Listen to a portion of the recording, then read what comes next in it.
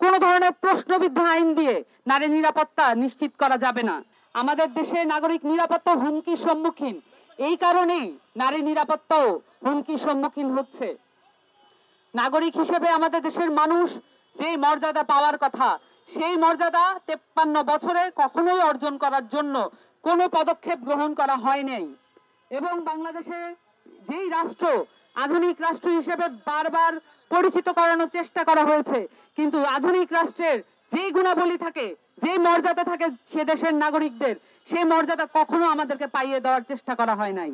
বরঞ্চ এই মর্যাদাকে কিভাবে হানি করা যায় সকল প্রতিষ্ঠানের মধ্য দিয়ে, সকল কাঠামোর মধ্য দিয়ে সেই প্রচেষ্টা করা হয়েছে।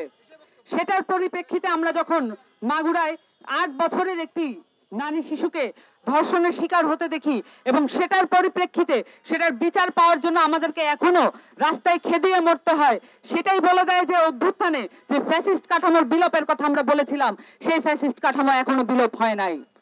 আমাদেরকে এই কাঠামো বিলোপের জন্য ধারাবাহিক লড়াইয়ের প্রয়োজন আছে এবং এই ধারাবাহিক লড়াইয়ের মধ্যে আমাদের নারীরা সংযত আছেন এবং আমাদেরকে অসংযত হতে বাধ্য করবেন না।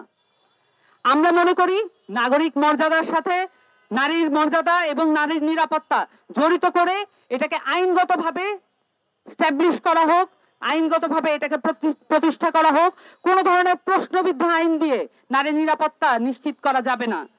নতুন করে আইনগুলোকে ঢালাওভাবে সাজাতে হবে, যাতে করে বাংলাদেশের মানুষের জন্য, বাংলাদেশের নারীদের জন্য, বাংলাদেশের প্রান্তিক জনগোষ্ঠীর জন্য, বাংলাদেশের দলিত হরিজনদের জন্য আমরা সার্বক্ষণিক নিরাপত্তার ব্যবস্থা করতে পারি। এ কারণে আমাদের যেই ধারাবাহিক সংগ্রাম আছে, নারীদের যেই ধারাবাহিক সংগ্রাম আছে, সেটাকে অস্বীকার করার কোনো উপায় নাই। অভ্যুত্থানের প্রত্যেকটি ধাপে ধাপে নারীরা তাদের যে ভূমিকা দেখিয়েছেন, তারপরও অভ্যুত্থানের পরে আমরা দেখতে পাচ্ছি এটাকে অস্বীকার করার পায়তারা চলছে। নারীদের ভূমিকা শুধুমাত্র নারীদেরকেই বলতে হবে, এই জায়গা থেকে আমাদেরকে সরে আসতে হবে। আমাদেরকে অবশ্যই দেখতে হবে আমাদের পুরুষ সহযোদ্ধারা এবং আমাদেরকে সহ নাগরিক যারা আছেন পুরুষ, তাদের জায়গা থেকে আমাদেরকে দেখতে পারতে হবে তারা কি ধরনের উদ্যোগ গ্রহণ করেন। এবং সেই সাথে রাষ্ট্রীয় কাঠামোর জায়গা থেকে আমাদেরকে সজাগ এবং সচেষ্ট থাকতে হবে যাতে এই কাঠামো আমাদের সাথে প্রতারণামূলক আর কোনো আচরণ করতে না পারে।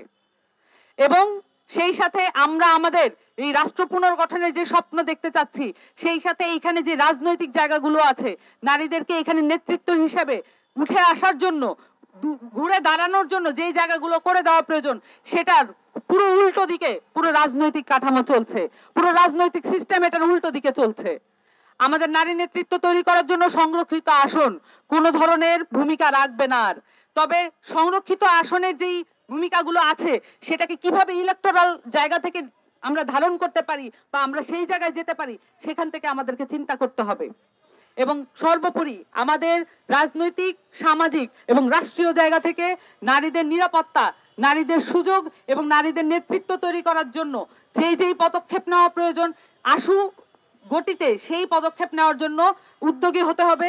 এখানে যে নারী কমিশন গঠন করা হয়েছে, আমরা দ্রুততম সময়ের মধ্যে নারী কমিশনের প্রপোজাল গুলো দেখতে চাই এবং সেই সাথে নারী কমিশনে যাতে রাজনৈতিক দলগুলোর প্রপোজালও আমরা ওপেনলি দেখতে চাই যে নারীদের প্রতি তাদের দৃষ্টিভঙ্গি কি, এটা তাদেরকে পরিষ্কার করতে হবে। সকলকে